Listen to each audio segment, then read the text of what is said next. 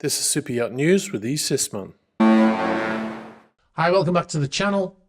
So a yacht sank after an explosion whilst refueling in Indonesia last week.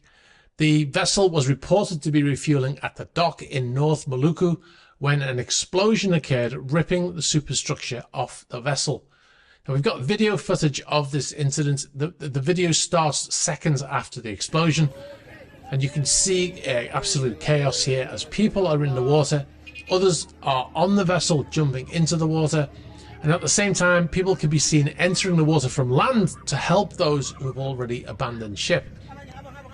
Now the yacht's name was Bella 72, and local media have referred to it as a speedboat, although the vessel seems to be a yacht of around 22 meters or 72 feet.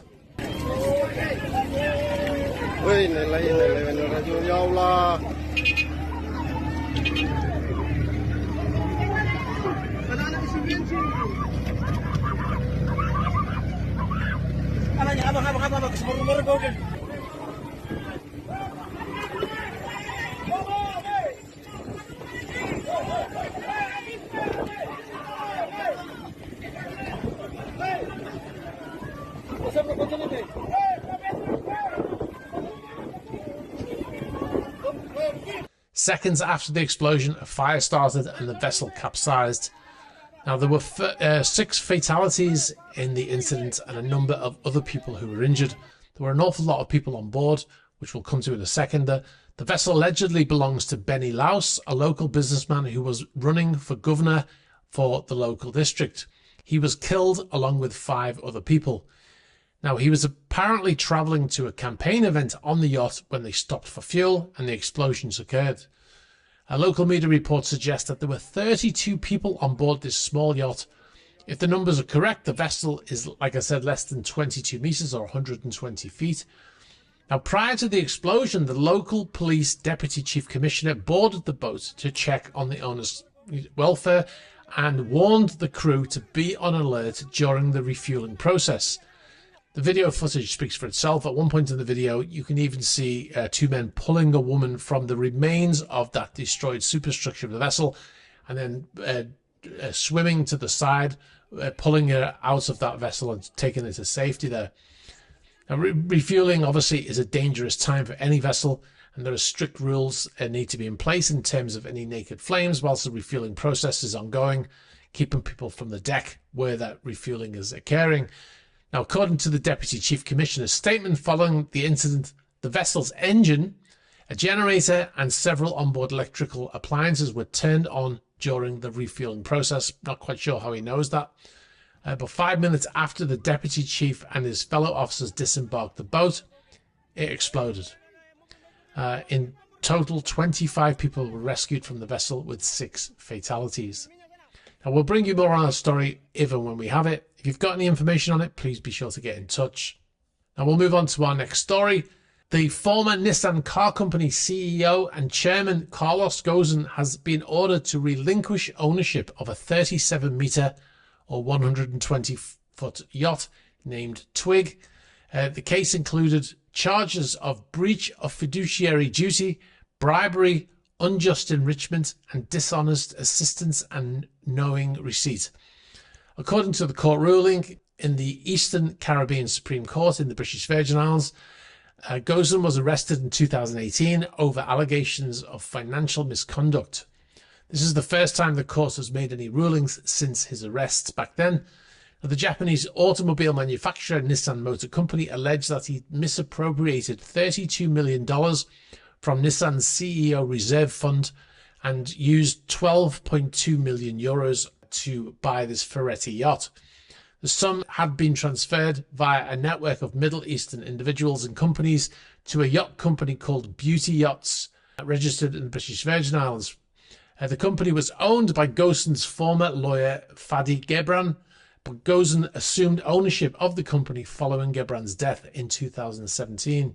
The judge said Beauty Yachts was used by Mr. Ghosn as a vehicle for dishonest receipt and disbursement of monies for his own benefit, the acquisition of assets for the benefit of Mr. Ghosn, and to conceal his participation in a wrongful scheme.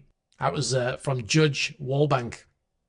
The ruling also concluded that Gozen and Beauty Yachts provide $32 million and $13.6 million restitution to Nissan, respectively. All right, guys, we'll move on. It's a Friday yacht spot. Now, we've got a number of super yachts in the UK, or we've had a number of super yachts in the UK. Firstly, we've got motor yacht Kismet. She was in London, fresh from the Monaco Yacht Show. The yacht has actually been there. It was actually there for 4 or 5 days as the owner spent some time in London. The yacht is a 122-meter vessel and has a gross tonnage of around 7,000 gross tons and is brand new, being delivered this year. If you want to see more about this vessel, go and watch our 7 largest yachts of the Monaco Yacht Show video. It's featured in there.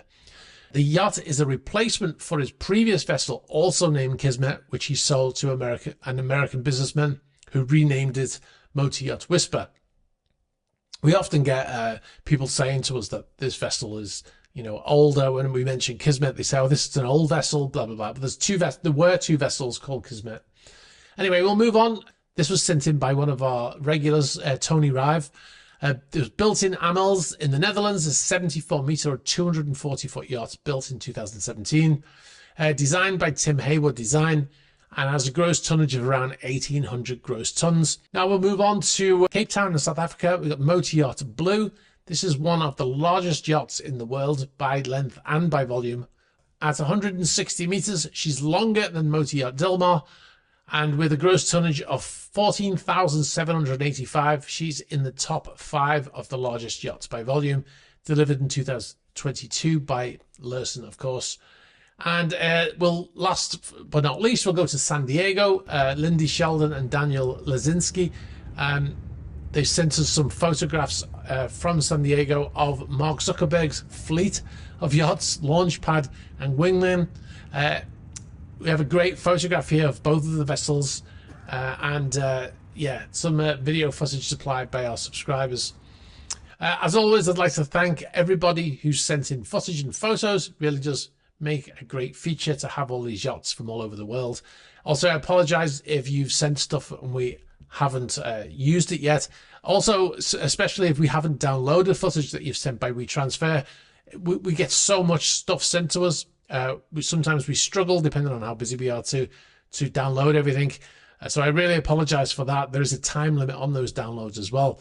Now we're working on a way we're developing a way for you to be able to send them to us directly without us having to use WeTransfer, and it will be part of a website that we're currently building.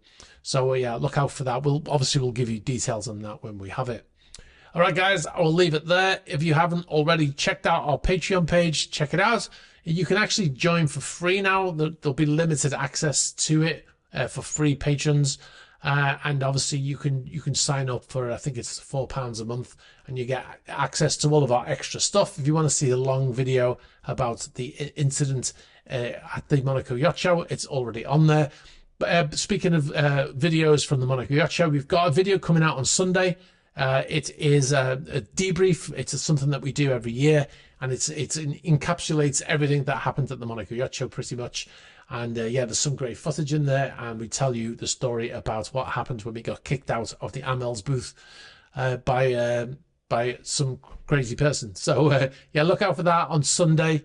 Like I said, join us on patreon.com/esysman if you want to see more on everything that we do here. All right, guys, as it's Friday, I will say have a great weekend, regardless of what you're doing. If you're working still, I still hope you have a great weekend, and I'll catch up with you soon. All right, bye-bye.